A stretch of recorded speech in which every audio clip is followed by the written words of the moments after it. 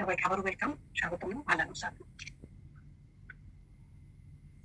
কোরআনে আল্লাহ তাআলা যে আয়াতগুলো বর্ণনা করেছেন, আমরা সেই বর্ণনাগুলো আমরা কিভাবে বর্ণনা করছেন আমরা কি সেটা বুঝতে পারি? আল্লাহ আয়াতগুলোকে আমি বুঝতে পারি যে কিভাবে উনি বর্ণনা করেছেন। উনি কি আসলে রেগে বলেছেন, উনি কি কথাগুলো খুশিতে বলেছেন, নাকি গম্ভীর হয়ে বলেছেন, নাকি আফসোস করে বলেছেন, নাকি সতর্ক করেছেন? এগুলো সব বুঝতে হলে আমাদেরকে ঘটনাগুলো বুঝতে হবে। কোরআনের বিভিন্ন ঘটনাগুলো জানলে আমরা বুঝতে পারবো যে কোন সময় কিভাবে কি পরিপ্রেক্ষিতে আয়াতগুলো আমাদের কাছে আল্লাহ তাআলা পাঠিয়েছেন। এবং সেটা বুঝতে গেলে প্রথমে আমাদেরকে দৃষ্টিপাত করতে হবে নবীদের ইতিহাসগুলো পড়ার জন্য। নবীদের ইতিহাসগুলো জানার মাধ্যমে আমরা সব জানতে পারবো। তেমন বাড়ানো বলছে আজকে 5 মিনিট।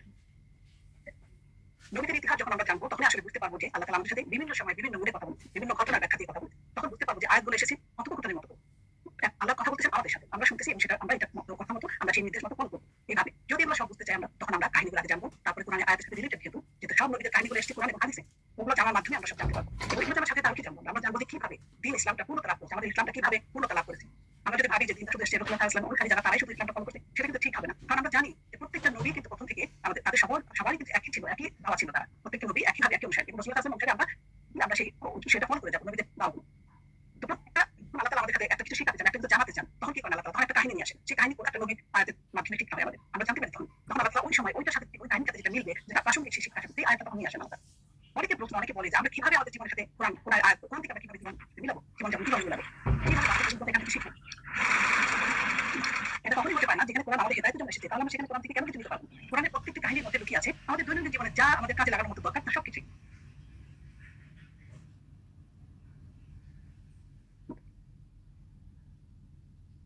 ইসলামের ইতিহাস ক্লাস থেকে আমরা কি করবো? প্রথমে আমাদের সমস্ত নবীদের আলোচনার ক্ষেত্রে আমরা তিনটা বিষয়ে আমরা আলোকপাত করবো। প্রথম বিষয়টা হবে নবীদের সম্ভাব্য আগমনের সময় ও কাল, স্থান এবং তাদের হিজরতের জায়গা, যেখানে দাওয়াতের জন্য তাদের হিজরত করতে হয়েছে এবং উল্লেখযোগ্য ভূমিকা রাখে সব জায়গাগুলো। 3 নম্বর হচ্ছে নবীদের কর্মকাণ্ড এবং দাওয়াতি প্রত্যাবরণ।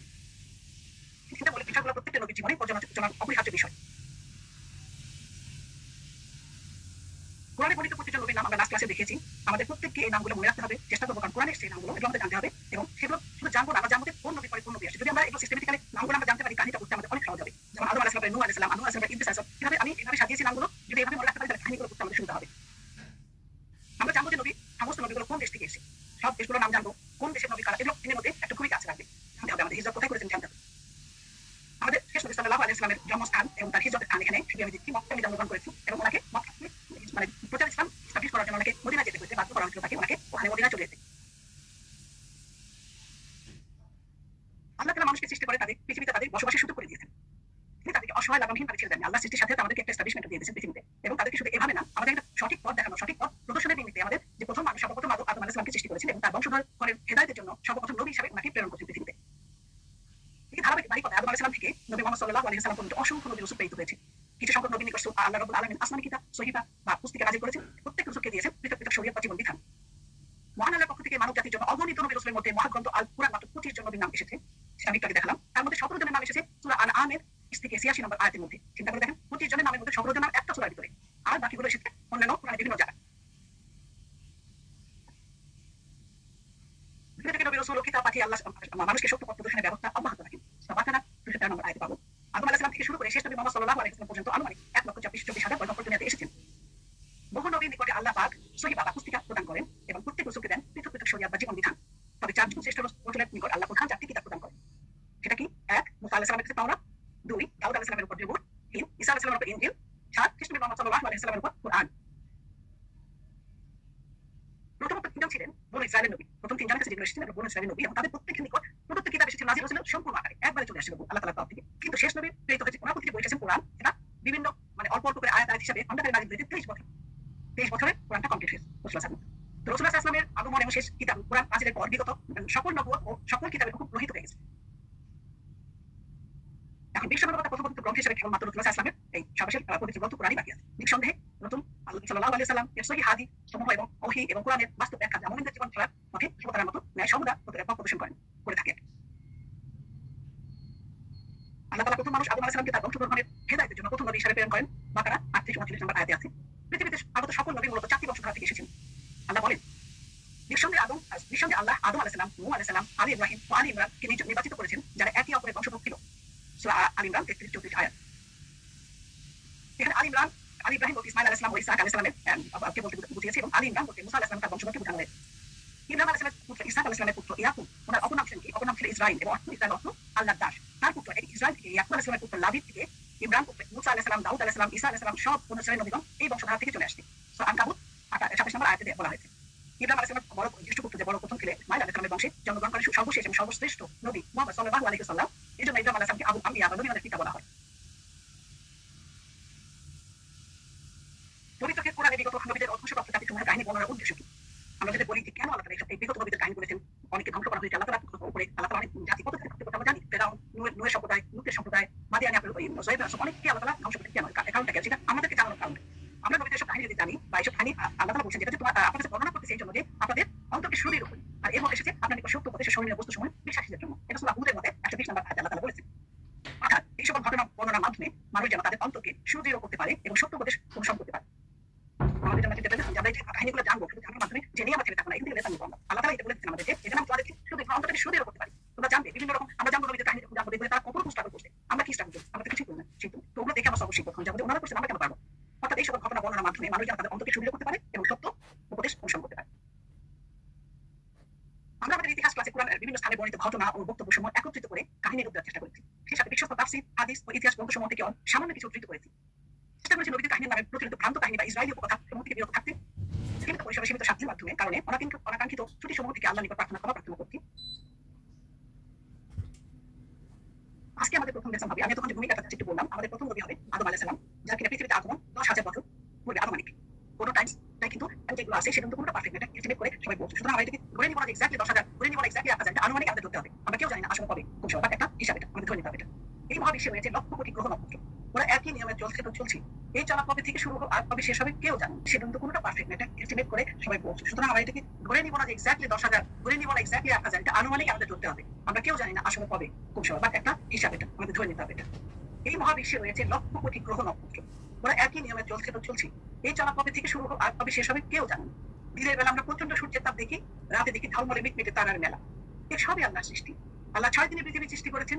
এই লাখ কোটি গ্রহ নক্ষত্র তাদের আবার পরিবার আছে, তাদের পরিবারে অসংখ্য সদস্য আছে, কিন্তু কতজন আছে তা কেউ বলতে পারবে না। আমাদের এই পৃথিবী একটি গ্রহ, একটি নক্ষত্র পরিবারের সদস্য। আল্লাহ পৃথিবীকে সৃষ্টি করেছেন মনের মতো করে, সাজিয়েছেন অপরূপ সাজে। এই পৃথিবীতে শান্ত সাগর গতিমান, চঞ্চল নদী বহমান, পর্বতমালা শির উঁচু করে দাঁড়িয়ে আছে উপকূলের আকাশে। দিনে অফুরন্ত সূর্যের আলো, রাতে চাঁদের হাসি, ঘন সবুজ বন, গাছের ছায়া, পাখির কলতার, নানা রকম ফুলের গন্ধ, ফুলের সমারোহ, সবকিছু অপরন্ত। কিন্তু একটা জিনিস এখানে নেই, কি সেটা? নেই শুধু মানুষ। তো আল্লাহ কি করলেন? আল্লাহ সুবহানাহু ওয়া তাআলা চিন্তা করলেন যে পৃথিবীতে প্রতিনিধি পাঠাবেন। এই প্রতিনিধি হচ্ছে মানুষ, এবং এই মানুষ সৃষ্টি করা আল্লাহর সিদ্ধান্ত। আল্লাহ যখন চাইলেন যে পৃথিবীতে এমন একটি সৃষ্টি আবাদ করতে, যারা হবে জ্ঞান ও শক্তি সম্পন্ন এবং নিজস্ব বিচার বুদ্ধি ও চিন্তা গবেষণা সহকারী, সজ্ঞানে আল্লাহর বিধান সময়ের অনুগত্য করবে ও তার ইবাদত করবে, ফেরেশতাদের মতো কেবল হুকুম তামিলকারী জাতি নয়। তখন একদিন তিনি ফেরেশতাদের ডেকে বলেন, আমি পৃথিবীতে খলিফা অর্থাৎ প্রতিনিধি সৃষ্টি করতে চাই। সূরা বাকারা 30 নম্বর আয়াত। অর্থাৎ মহান আল্লাহ তাআলা যখন আদম আলাইহিস সালামকে সৃষ্টি করার পরকালে এই সম্পর্কে সে ফেরেশতাদের পরীক্ষা নেওয়ার জন্য তার ইচ্ছা প্রকাশ করেন। এতে ইঙ্গিত ছিল যে তারা যেন এই ব্যাপারে নিজেদের অভিমত ব্যক্ত করেন। আল্লাহ তাআলা বলতে চাচ্ছেন যে আমি জমিনে আমার পক্ষ থেকে প্রতিনিধি নিয়োগ, যে আমার সৃষ্টিকুলের মধ্যে ইনসাফের সাথে আমার নির্দেশ বাস্তবায়ন করবে। আর এই প্রতিনিধি হচ্ছে আদম আলাইহিস সালাম। খলিফাদের উদ্দেশ্য আদম ও বংশধর, আদম আলাইহিস সালাম নয়। ফেরেশতারা কি বললেন? ফেরেশতারা মনে মনে চিন্তা করেন, আমরাই তো যথেষ্ট ইবাদত করার জন্য, আল্লাহর নির্দেশ পালন করার জন্য সবকিছু আমরাই আল্লাহর নির্দেশ পালন করি, তাহলে এখানে প্রতিনিধি দরকার কেন হবে? তো তারপরে তারা অভিমত প্রকাশ করলেন যে মানব জাতির মাঝে এমন আল্লাহ তাআলা কি বলে, যখন তারা বললেন, হে আল্লাহ, পৃথিবীতে এমন কাউকে আবাদ করতে চান যারা কিনা গিয়ে আসাদ সৃষ্টি করবে, রক্তপাত ঘটাবে, অথচ আমরা সর্বদা আপনার হুকুম পালন এবং আপনার গুণগান ও পবিত্রতা বর্ণনা রত আছি। ওরা ফেরেশতারা অভিমত প্রকাশ করলেন যে মানব জাতির মাঝে এমন অনেক লোক হবে যারা বিশৃঙ্খলা সৃষ্টি করবে, রক্তপাত ঘটাবে। সুতরাং এদের উপর খেলাফত শৃঙ্খলা বিধানের দায়িত্ব অর্পণের কারণ তাদের পুরোপুরি বোধগম্য নয়। তারা বুঝতে পারেন যে কেন এটা করতে হবে। এই দায়িত্ব পালনের জন্য তারাই আছে, ফেরেশতারা যোগ্য মনে করেন নিজেদেরকে, কেননা পূর্ণ সততা তাদের প্রকৃতিগত গুণ, তারা সদা অনুগত। এই জগতে শাসন কার্য পরিচালনা ও শৃঙ্খলা বিধানের কাজও তারা সুষ্ঠুভাবে সম্পন্ন করতে সক্ষম হবে না। আল্লাহ তাআলা বললেন, আমি যা জানি তোমরা তা জানো। বাকারা 30 নম্বর আয়াত।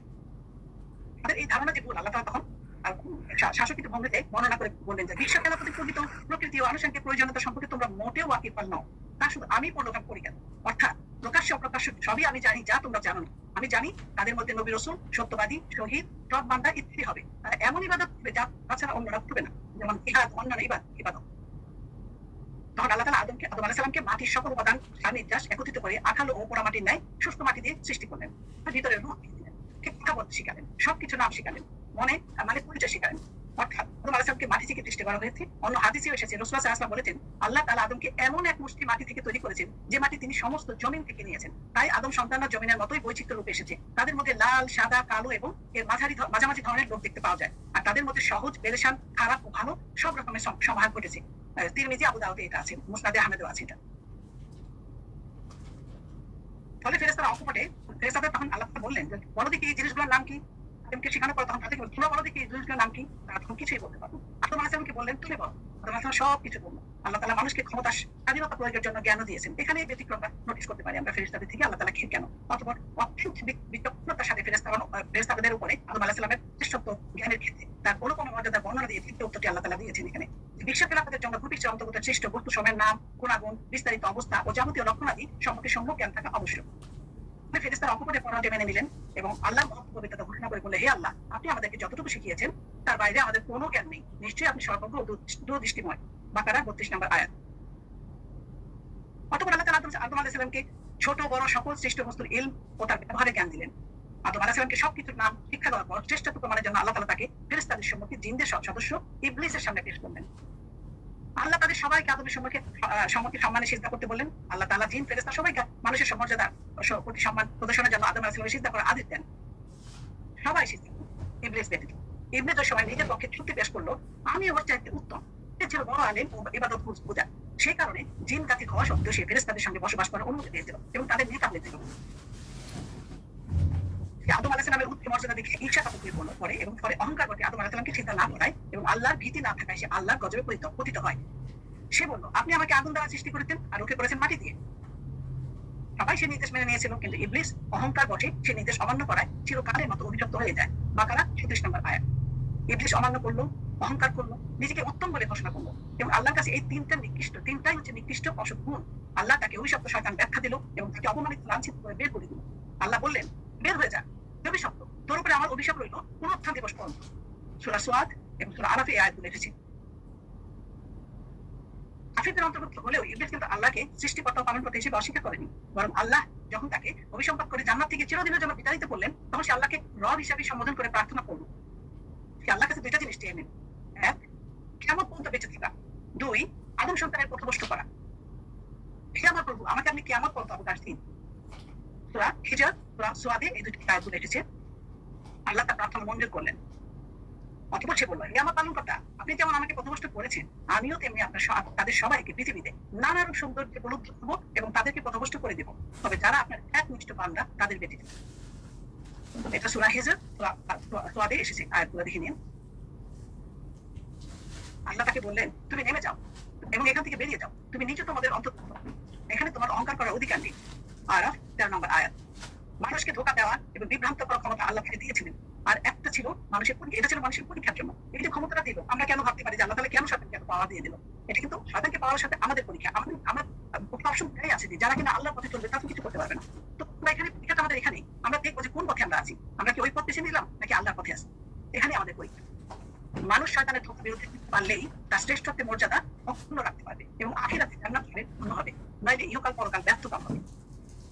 প্রথম মানুষ আদিপিতা আদম আলাইহিস সালামকে আল্লাহ সর্ববিষয়ে জ্ঞান, যোগ্যতা দান করেন এবং বিশ্বে আল্লাহর খিলাফত পরিচালনার মর্যাদা অভিষিক্ত করেন। সাথে সাথে সকল সৃষ্ট বস্তুকে করে দেন মানুষের অনুগত, সূরা লোকমান, এবং সবকিছুর উপরে দেন মানুষের শ্রেষ্ঠ, সূরা ইসরা। অতঃপর আদম আলাইহিস সালামের পাঁজর থেকে তার স্ত্রী হাওয়াকে সৃষ্টি করেন।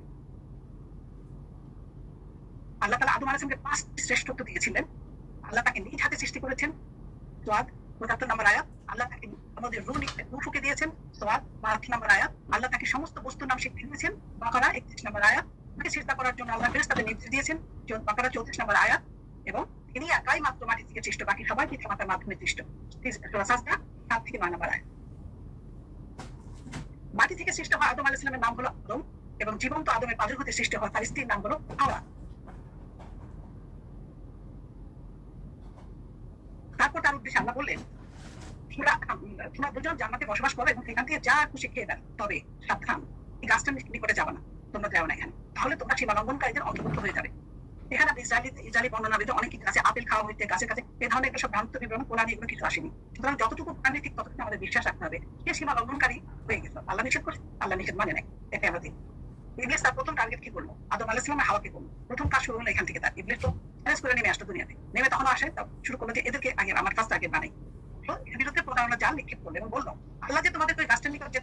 কারণে হলো তোমরা তাহলে ফেরেশতা হয়ে যাবে কিংবা তোমাদের এখানে চিরস্থায়ী বাসিন্দা হয়ে যাবে। সূরা আরাফ 20 নম্বর আয়াতে আছে। আরো কসম খেয়ে বলল আমি অবশ্যই তোমাদের হিতাকাঙ্ক্ষী। তারা দুজনেই যখন শয়তানের প্রতারণা জালে আটকে গেল তখন আল্লাহ তাদের বললেন আমি কি তোমাদেরকে এই বৃক্ষের নিকটে যেতে নিষেধ করিনি এবং বলিনি যে শয়তান তোমাদের প্রত্যক্ষ শত্রু? তখন তারা অনুতপ্ত বলল হে আমাদের পালনকর্তা, আমরা নিজেদের উপর জুলুম করেছি, যদি আপনি আমাদের ক্ষমা না করেন তবে অবশ্যই আমরা ক্ষতিগ্রস্তদের অন্তর্ভুক্ত হয়ে যাব। আরাফ আয়াতটি সবাই জানি এই দোয়াটার নাম রব্বানা যালামনা আনফুসানা, সবাই জানি এটা। এই দোয়াটা প্রথমে তারা আদম আলাইহিস সালাম প্রথমে আল্লাহ কাছে বলল। আল্লাহ তখন বললেন তোমরা জান্নাত থেকে নেমে যাও, তোমরা একে অপরের শত্রু, তোমাদের অবস্থান হবে পৃথিবীতে এবং সেখানেই তোমরা একটি নির্দিষ্ট মেয়াদ পর্যন্ত সম্পদ রাজি ভোগ করবে। এটা সূরা আরাফে 20 নম্বর আয়াতে আছে। তিনি আরো বললেন তোমরা পৃথিবীতে জীবনযাপন করবে, সেখানে মৃত্যুবরণ করবে এবং সেখান থেকে তোমাদের কি পুনরুত্থিত হবে। সেটাও সূরা আরাফে 20 থেকে 25 নম্বর আয়াত। আল্লাহ বললেন তোমাদের নিকট আমার পক্ষ থেকে হেদায়েত অবতীর্ণ হবে, যারা তার অনুসরণ করবে তাদের জন্য কোনো ভয় বা চিন্তার কারণ থাকবে না, কিন্তু যারা তার প্রত্যাখ্যান করবে ও মিথ্যা প্রতিপন্ন করবে। আদম আলাইহিস সালাম হাওয়া আলাইহিস সালামকে আসমান অবস্থিত জান্নাত থেকে নামিয়ে দুনিয়ায় করতে রাখলে সে বিষয়ে মতভেদ রয়েছে। যেমন আদম আলাইহিস সালামকে স্মরণ দিবে এবং হাওয়া আলাইহিস সালামকে সৌদি আরবে এবং ইবলিসকে বসরায় রাখবে ইরাকে। ইবলিসের জান্নাতে ঢোকার প্রকৃত বাহন সাপকে ইস্পাহানে নামিয়ে দেওয়া হয়েছিল। কেউ বলেছেন আদম আলাইহিস সালামকে মক্কার সাফা পাহাড়ে এবং হাওয়া আলাইহিস সালামকে মারওয়া পাহাড়ে নামানো হয়েছিল। আমরা একটা ম্যাপ দেখবো, এখানে দেখবো যে কিভাবে এখানে দেখেন শ্রীলঙ্কা আদম আলাইহিস সালাম আর হাওয়া এখানে জেদ্দা, এখানে জন্য কিভাবে দুই জায়গা থেকে খুঁজে বের করেছে, তাদের পৃথিবীর দুই জায়গায় নামিয়ে দেওয়া হয়েছিল। হাওয়া ছিলেন জেদ্দার পূর্ব দিকে এবং আদম আলাইহিস সালাম ছিলেন শ্রীলঙ্কার পশ্চিম দিকে। আরেকটা ম্যাপে আমরা দেখবো যে কিভাবে এখানে তো দূর ডিস্টেন্সটা জাস্ট আইডিয়া করার জন্য একটা ম্যাপ দেখানোর জন্য। দুনিয়াবী ব্যবস্থাপনায় আদম আলাইহিস সালাম দুনিয়া আল্লাহ তাআলা সর্বপ্রথম আদম আল্লাহ তাআলা ওহী নাযিল করা হয়, তার অধিকাংশ ছিল ভূমি আবাদ করা, কৃষি কাজ করা, শিল্প সংক্রান্ত বিষয়গুলোর ব্যাপারে। যাতায়াত পরিবহনের জন্য চালিত গাড়ি সর্বপ্রথম আদম আলাইহিস সালাম আবিষ্কার করেন। গাড়ির বিবর্তনে নানাবিধ মডেলের গাড়ি এখন চালু হয়েছে, কিন্তু সেই সব গাড়ির ভিত্তি কি ছিল? চাকার উপরে ছিল। সেটাই আদম আলাইহিস সালাম প্রথম আবিষ্কার করেন। আদম আলাইহিস সালামের যুগে পৃথিবীর প্রথম কৃষিপণ্য ছিল 3 ফল। উনি কৃষি কাজ করতেন, তার প্রথম ফল ছিল 3 জুবর, যেটা আমরা বলি। পবিত্র কোরআনে আল্লাহ 3 ফলের শপথ করেছেন। ফিলিস্তিনের ভূখণ্ড থেকে সম্প্রতি প্রাপ্ত যে যুগের একটি শুষ্ক ফসিল পরীক্ষা করে কথা প্রমাণিত হয়েছে। আদম আলাইহিস সালামের পুত্রদ্বয় নাম ছিল কাবিল ও হাবিল। কাবিল ছিল আদম আলাইহিস সালামের বড় প্রথম ছেলে এবং হাবিল ছিল তার দ্বিতীয় ছেলে। হাদিস ও তাফসীর থেকে জানা যায় হাওয়া আলাইহিস সালামের গর্ভে জোড়ায় সন্তান হতো। এক ছেলের এক মেয়ে দ্বারা গঠিত প্রত্যেক জোড়া সন্তান অপর জোড়া সন্তানের সাথে বিবাহ বন্ধনে আবদ্ধ হতো। এক পর্যায়ে হাবিল তার সঙ্গিনীকে পছন্দ করছিলেন না এবং দুই ভাই হাবিল ও কাবিলের মধ্যে এই নিয়ে দ্বন্দ্বের সৃষ্টি হয়। সমাধানের জন্য সিদ্ধান্ত নেওয়া হয় দুজনে কোরবানি করবেন এবং যার কোরবানি কবুল করা হবে তা আগুন এসে খেয়ে ফেলবে। কাবিল কৃষিকাজ করতো, সে তার পূর্ণ বসে কিছু নিকৃষ্ট প্রকারের শস্য, গম ইত্যাদি কোরবানির জন্য পেশ করলো। আর হাবিল পশুপালন করতো, সে আল্লাহর মহব্বতে তার উৎকৃষ্ট দুর্বাটি কোরবানি করলো। অতঃপর আসমান থেকে আগুন এসে হাবিলের কোরবানিতে নিয়ে গেল, কিন্তু কাবিলের কোরবানি যেমন ছিল তেমনি করে দিল। এতে কাবিল কি হলো? ক্ষুব্ধ হলো এবং হাবিলকে বললো আমি অবশ্যই তোমাকে হত্যা করবো। এই যুগে কোরবানি কবুল হওয়ার নিদর্শন ছিল এই, আসমান থেকে আগুন এসে কোরবানি নিয়ে অন্তর্হিত হয়ে যেত। সে কোরবানি উক্ত অগ্নি গ্রহণ করতো না, যেটা গ্রহণ করতো না সেটাকে প্রত্যাঘাত মনে করা হতো। হাবিল তখন তাকে উপদেশ মার্জিত ভাষায় বলবো, সূরা মায়দা 27 থেকে 21 নম্বর আয়াতে বলা আছে আল্লাহ কেবল আল্লাহ বিরুদ্ধে থেকে কবুল করেন। মায়দা 27 নম্বর আয়াত। কাবিল সেটা বলতেছিলাম, কাবিল এটা বলতেছিলাম, হাবিল তখন তাকে উপদেশ দিচ্ছে মার্জিত ভাষাতে আল্লাহ কেবল আল্লাহ বিরুদ্ধে থেকে কবুল করেন। যদি তুমি আমাকে হত্যার উদ্দেশ্যে হাত বাড়াও, আমি তোমাকে হত্যার উদ্দেশ্যে হাত বাড়াবো না। আমি বিশ্বপ্রভু আল্লাহকে ভয় করি। আমি মনে করি এর ফলে তুমি আমাকে হত্যা পাপ ও তোমার অন্যান্য পাপ সময়ের বোঝা নিয়ে জাহান্নামবাসী হবে। আর সেটাই হলো অত্যাচারীদের কর্মফল। সূরা 27 থেকে 21 নম্বর আয়াত পর্যন্ত এটা। এবং অতঃপর মন তাকে ভাতৃ হত্যায় পরিচিত করলো এবং সে তাকে হত্যা করলো এবং ক্ষতিগ্রস্তদের অন্তর্ভুক্ত হলো। 23 নম্বর আয়াত। অথবা আল্লাহ পাঠালেন যে মাটি গ্রহণ করতে লাগলো এটা দেখানোর জন্য যে কিভাবে সে তার ভাইয়ের মৃতদেহ দাফন করবে। সে বললো হায়, আমি কি এই কাজ ঠিকমতো করতে পারলাম না যাতে আমি আমার ভাইয়ের মৃতদেহ দাফন করতে পারি? অথবা সে অনুতপ্ত হলো। মায়দা 21 নম্বর আয়াত। হাবিল শুধুমাত্র হিংসার বলতে হাবিলকে হত্যা করেছিল। সে চায়নি তার ছোট ভাইকে হত্যা করতে। সে চায়নি তার ছোট ভাই হাবিল তার চেয়ে উত্তম ব্যক্তি হিসেবে সমাজে প্রশংসিত হোক। আদম আলাইহিস সালামের ছেলেদের নাম এখানে দেওয়া আছে 3 ছেলে, হাবিল, কাবিল এবং শীষ। এই শীষের থেকে আমাদের বংশ পরে আসে, এখান থেকে বংশ হয় আর কি। আদম আলাইহিস সালামের সৃষ্টি ও মৃত্যু জুমার দিন, এই দিনে আদম আলাইহিস সালামকে সৃষ্টি করা হয়েছে, এই দিনে তার মৃত্যু হয়েছে এবং এই দিনে কিয়ামত সংঘটিত হবে। সুবহানাল্লাহ। আমরাও আজকে ক্লাসটা শুরু করলাম এই জুমার দিনে। আল্লাহ যেন আমাদের এই ক্লাসে বারাকা দেয় এবং সবাই যেন এই ক্লাসে যারা সংযুক্ত আছে আল্লাহ তাআলা সবার দোয়া কবুল করে, এই দোয়া আমি করি। আদম আলাহিসাল্লামকে 1000 বছর বয়স দেওয়া হয়েছিল। রূহের জগতে দাউদ আলাহিসাল্লামের সৌন্দর্য মুগ্ধ তিনি নিজের বয়স থেকে 40 বছর তাকে দান করেন। ফলে অবশিষ্ট 960 বছর তিনি জীবিত ছিলেন। ওনাকে 1000 দেওয়া হয়েছিল যখন ওনাকে সৃষ্টি হয়। উনি তখন দাউদ আলাহিসাল্লামকে এত মুগ্ধ হয়ে গেছেন, সঙ্গে সঙ্গে বলছে আল্লাহকে, তাহলে আমার বয়স থেকে 40 বছর ওনাকে দিয়ে দেন। তখন তার বয়স থেকে 40 কমে গেল, 960 বছর তিনি জীবিত ছিলেন। আদম আলাহিসাল্লামের জীবন থেকে আমরা কি কি শিক্ষা গ্রহণ করতে পারি? তিনি সরাসরি আল্লাহর হাতে গড়া এবং মাটি হতে সৃষ্ট। তিনি জ্ঞান সম্পন্ন পূর্ণাঙ্গ মানুষ হিসেবে জীবন লাভ করেছিলেন। তিনি জীবন আর মানব জাতির আদি পিতা ও প্রথম নবী। তিন জাতির পরবর্তী প্রতিনিধি হিসাবে এবং দুনিয়া পরিচালনার দায়িত্বশীল খলিফা হিসেবে প্রেরিত হয়েছিলেন। দুনিয়ার সকল সৃষ্ট বস্তুর নাম যেসবের জ্ঞান ও ব্যবহারের যোগ্যতা তাকে দান করা হয়েছিল, জিন ও ফেরেশতা সহ সকল প্রকাশ্য অপ্রকাশ্য সৃষ্টির উপর মানব জাতির শ্রেষ্ঠত্ব প্রমাণিত, সকলে তাদের অনুগত ও তাদের সেবায় নিয়োজিত। আদম আলাইহিস সালামকে জান্নাতে সৃষ্টি করা হয় পৃথিবীর বাইরে আসমানে সৃষ্টি অবস্থায়, তখন ছিল এখনো আছে। জান্নাতে আদম আলাইহিস সালামের পাঁজরের হাত থেকে তার জোড়া হিসেবে স্ত্রীকে সৃষ্টি করা হয়, হাওয়া আলাইহিস সালামকে। সে কারণে স্ত্রী জাতি সর্বদা পুরুষ জাতির অনুগামী, উভয় পরস্পর প্রতি একনিষ্ঠ। আদম আলাইহিস সালাম ও হাওয়া আলাইহিস সালামকে আসমানি জান্নাত থেকে দুনিয়া নামিয়ে দেওয়া হয় এবং আরাফাতের ময়দানে কিয়ামত পর্যন্ত গ্রহণকারী সকল মানুষের আল্লাহর প্রতি দাসত্ব স্বীকৃতি ও প্রতিশ্রুতি দেওয়া হয়। মানুষ হলো পৃথিবীর একমাত্র জ্ঞান সম্পন্ন প্রাণী, তাকে ভালো ও মন্দ দুটি করার ইচ্ছা শক্তি ও স্বাধীনতা দেওয়া হয়েছে।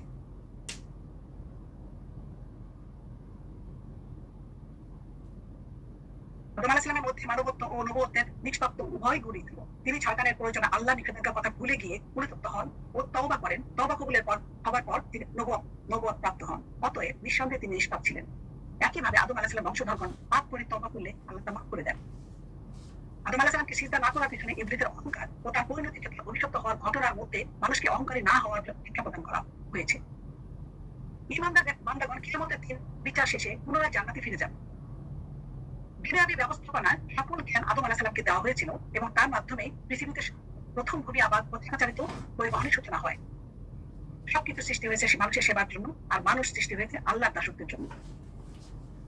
আমাদের ক্লাস এখানে আজকে আমি আদম শেষ করবো। ইনশাআল্লাহ আমরা মনে হয় সবাই বুঝতে পারলাম এখানে তথ্য গ্রহণ কোথা থেকে নেওয়া হয়েছে, কোন কোন বই থেকে, আমি সব এখানে দিয়েছি। আমি ক্লাস শেষে এখন যেটা করবো, আমি শারমিনকে ডাকবো, শারমিন কিছু বলবে। আর যদি কারো কোনো প্রশ্ন থাকে হাত তুলবে, এখানে হাত রেজ করবে। 5 to 10